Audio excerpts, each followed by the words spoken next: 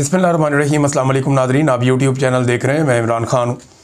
Nadreen, रात को एक अजीबोगरीब वाक़या हुआ। आप ये वीडियो आज सुबह देख रहे हैं तो कल रात को वसीम बदामी साहब के प्रोग्राम में एहसन इकबाल साहब बैठे हुए थे और वो पाकिस्तान तहरीक इंसाफ के बारे में अपना एक तज्ज़िया पेश कर रहे थे। इस बीच में अचानक से उनके साथ एक बड़ी बदतमीज़ी हुई और उनका जो है वो सिस्टम फिर ऑफ हो गया और उसके बाद थोड़ी देर के बाद वो पहले गायब रहे और फिर वापस आ गए। अब ये जो ऑडियो है अगर आप सुने थोड़ी सी तो आपको आइडिया हो जाएगा। ये छोटा सा क्लिप है, इसको आप देखेंगे तो आपको पता चलेगा कि एक्चुअली वसीम बदामी साहब के प्रोग्राम में रात गए हुआ क्या। ये बहुत थोड़ा सा हम आपको दिखा सकते हैं ऑडियो इसकी, और ताकि ये कोई कॉपीराइट का इशू ना बने। ये आप सुनिए ज़रा। कोई तीसरा बयान देते हैं तो इस तरह तो शायद ये नहीं चल सकता। वही तो कह रहा हूँ, वो भी तो आप पर तनकीद करते हैं कि गवर्नमेंट का भी तो नादरीन, आपने ये देखा। उसके बाद कुछ देर के बाद ये रीज्वाइन किया, यानी प्रोग्राम के अंदर फिर टाइम काफ़ी गुजर गया। उसके बाद दोबारा रीज्वाइन किया एहसन इकबाल साहब ने और फिर उन्होंने बताया कि जी कोई ऐसी बात नहीं है, सब ठीक है, ऑल इज़ वेल। और फिर दोबारा से ये प्रोग्राम शुरू हो गया। अब ये जो अंदाज़ था ये बड़ा बदतमीज़ी वाला था, बंद करो इसे। और फिर बहुत ही बदतमीज़ी की गई। ये जो आवाज़ थी ये भी किसी एक मेच्योर आदमी की आवाज़ लग रही थी। एहसन इकबाल साहब खुद काफ़ी बड़ी उम्र के शख्स हैं, तो इनकी औलाद जो है वो भी जवान है। अब बच्चे नहीं हैं छोटे इनके घर पे, तो इनकी अपनी औलाद तो जवान ही होगी, लाजमी बात है। मैं जानता नहीं हूँ, ज़्यादातर इनकी फैमिली के चंद लोगों को जानता हूँ, लेकिन इनके बच्चों को मैं नहीं जानता।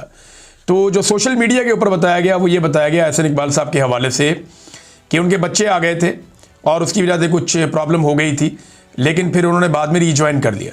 लेकिन हमने ये बंद होने से पहले एहसन इकबाल साहब के चेहरे पे एक नागवारी और खौफ की मिलीजुली कैफियत देखी और परेशानी की कैफियत देखी, जिसकी वजह से पाकिस्तान में रोला पड़ गया। ये जो वीडियो है ये फौरी तौर पे आग की तरह वायरल हो गई पूरे पाकिस्तान में। देखें, जहाँ घरों के अंदर बर्तन होते हैं तो वो बचते ही रहते हैं, छोटे मोटे मसले हर घर में होते रहते हैं। बच्चे कभी ज़िद भी करते हैं, कभी बड़े लड़ते हैं, कभी बच्चे लड़ते हैं, कभी ख़वातीन के झगड़े हो जाते हैं आपस में। ये हर घर के अंदर नॉर्मल चीज़ है, इसे इग्नोर करना चाहिए, चलता रहता है, कोई बात नहीं। लेकिन मेरे लिए जो अजीब चीज़ है, जो चीज़ मानी रखती थी, वो ये है कि चंद मिनटों के अंदर एक बहुत बड़ी परसेप्शन सोशल मीडिया पे ये बन गई कि एहसन इकबाल साहब को एस्टेब्लिशमेंट से डांट पड़ी है और ये एस्टेब्लिशमेंट ने कोई मार कुटाई की है उनके साथ, या उनके साथ कोई ज़्यादती की है। कुछ लोगों ने जो है वो तस्वीरें ऐसी लगाना शुरू कर दी कि जनाब ये देखें, ये बंद होने से पहले और बंद होने के बाद एहसन इकबाल साहब के चेहरे पे निशान है। हालांकि मुझे लगता है सारा फेक है काम।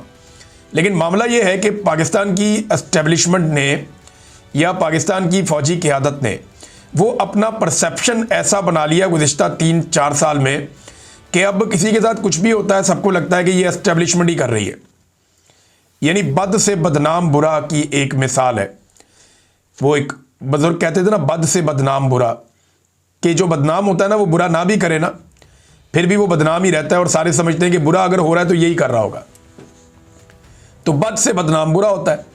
यही जो है पाकिस्तान की एस्टेब्लिशमेंट के साथ हो रहा है। हालांकि मैं आपको यकीन दिलाता हूँ कि एहसन इकबाल साहब फार्म 47 के ऊपर एक MNA बने हैं और इन्होंने कोई ऐसी हरकत नहीं की जो पाकिस्तान की एस्टेब्लिशमेंट को पसंद ना आए, बल्कि जो लोग एस्टेब्लिशमेंट की मर्ज़ी के ऐन मुताबिक बेहतर अंदाज में चल रहे हैं या एस्टेब्लिशमेंट उन्हें अप्रिशिएट कर सकती है, उनमें से एक आदमी एहसन इकबाल भी हैं। इंसान गलती का पुतला है, लेकिन इस लेवल पे तो एस्टेब्लिशमेंट आके घर में घुस के मार कुटाई नहीं करेगी। मेरी तो अभी तक दानिश यही कहती है, लेकिन क्या हुआ इसके बारे में कुछ पता नहीं है। कुछ लोग कह रहे हैं, दावा कर रहे हैं कि ये आवाज़ उनके बेटे की थी।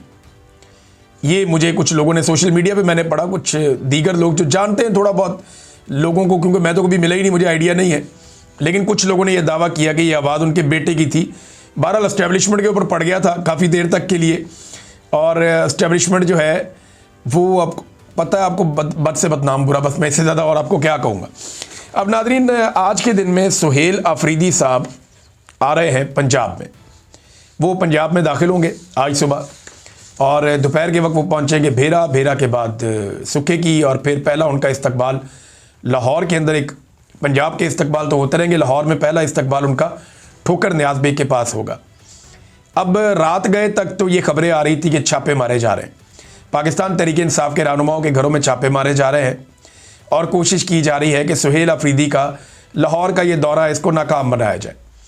यानी एक पॉलिटिकल पार्टी को इतना कुचलने के बाद, उनकी लीडरशिप को जेलों में डालने के बाद, उनके को 35,000 बंदे गिरफ्तार कर लिए हैं, इतना जुल्म और ज़्यादती करने के बाद अभी भी इन्हें लगता है कि मज़ीद छापों की मज़ीद जुल्म और ज़्यादती की ज़रूरत है ताकि उस पॉलिटिकल पार्टी को मुकम्मल तौर पे कुचला जा सके।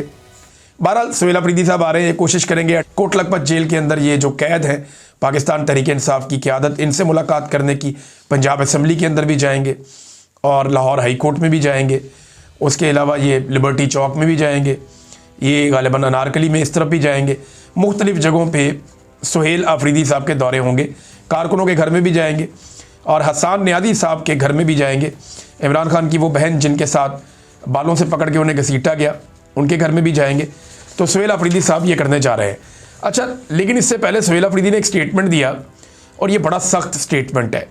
ये स्टेटमेंट सुहेल अफरीदी ने दिया खैबर पख्तूनख्वा में और उन इलाकों में दिया जहाँ से वो ख़ुद इलेक्शन लड़कर आए हैं। उन्होंने कहा मेरे खिलाफ बयानियाँ बनाने की कोशिश हुई कि मैं स्मगलरों और दहशतगर्दों का साथी हूँ। मैंने उन्हें इस बयानिया में शिकस्त दे दी। बयानिया DGI SPR बना रहे थे। उन्होंने कहा कि तुम स्मगलरों के साथ मिले हुए हो। मैंने कहा कि तुम उनके साथ मिले हुए हो। बॉर्डर पर तुम हो, अपने असासे ज़ाहिर करो। जितना गैर कानूनी असला आता है, जितनी दहशतगर्दी आती है, जितने गैर कानूनी लोग आते हैं, तुम्हारी सरबराही में आते हैं। बॉर्डर मेरे पास नहीं है, तुम्हारे पास है। हर बयानिया में शिकस्त दे दी और वो समझ गए कि कुछ नहीं कर सकते, तो अब कहते हैं कि सुहेल अफरीदी की सरबराही में मिलिट्री ऑपरेशन हो रहा है। अफरीदियों, तुम लोग भी जानते हो, पख्तूनों तुम लोग भी जानते हो, मैं भी जानता हूं कि इस मौसम में तीरा की जो वादी है या जो पहाड़ है वहाँ पे बर्फ़ पड़ रही है। इस वक्त वहाँ जानवर भी नहीं होते। तो तुम आज ऑपरेशन कर रहे हो, तो तुम्हारा और कोई मकसद नहीं, सिर्फ मुझे शिकस्त देना चाहते हो बयानिए की इस जंग में। ये जंग दहशतगर्दी ख़त्म करने और अमन बहाल करने की होती तो तुम मेरे साथ बैठते और मेरे साथ मशवरा करते।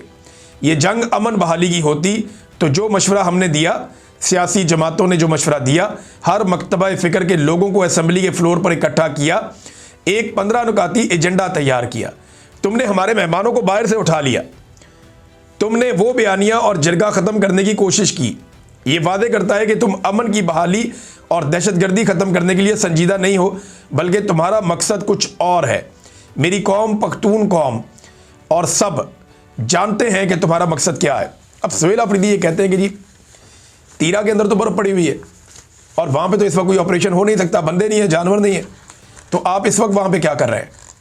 और एक और बात जो सुहेल अफरीदी ने बड़ी खौफनाक की, उन्होंने ये दावा किया कि उनके पास ये इतला पहुँची है कि वादिय तीरा के जो लोग हैं, वादिय तीरा में शहरियों से ज़बरदस्ती मुआहदे लिखवाए गए हैं। ये वज़ीर आला खैबर पख्तूनख्वा ने कहा। अब तक के लिए इतने ही, अपना ख्याल रखिएगा, अपने इस चैनल का भी। अल्लाह हाफ़िज़।